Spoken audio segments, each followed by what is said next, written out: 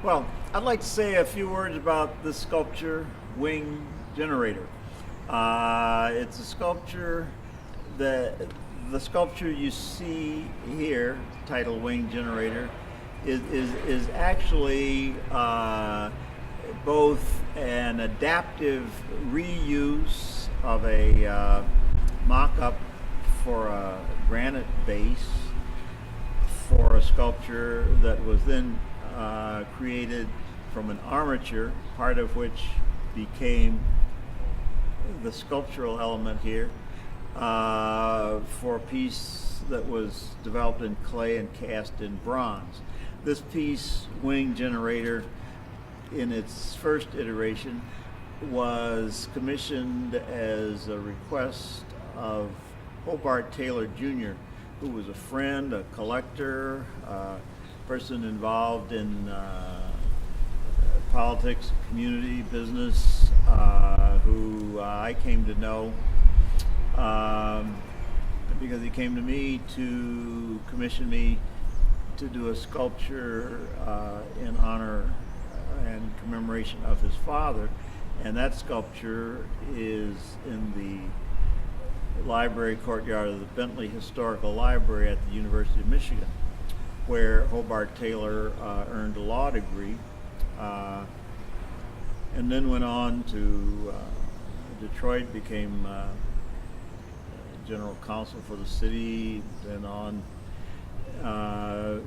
through a variety of government appointments in Washington to be very much involved with President Johnson as his staff person working on civil rights.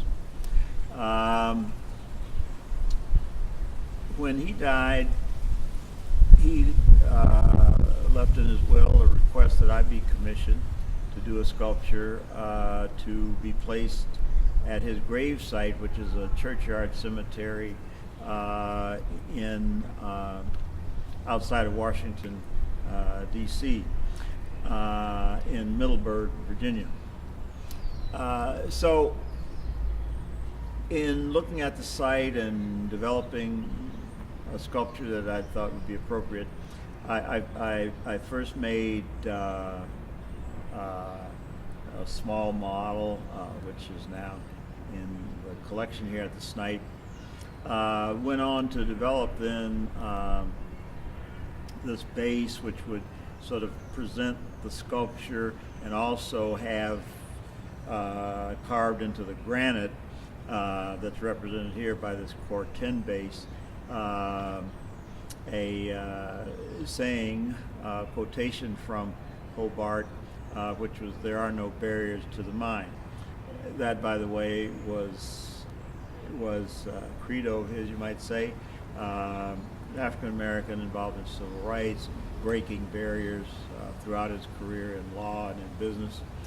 And then the idea of this sculpture called Wing Generator brought together ideas about both about him and his place in the community and the world.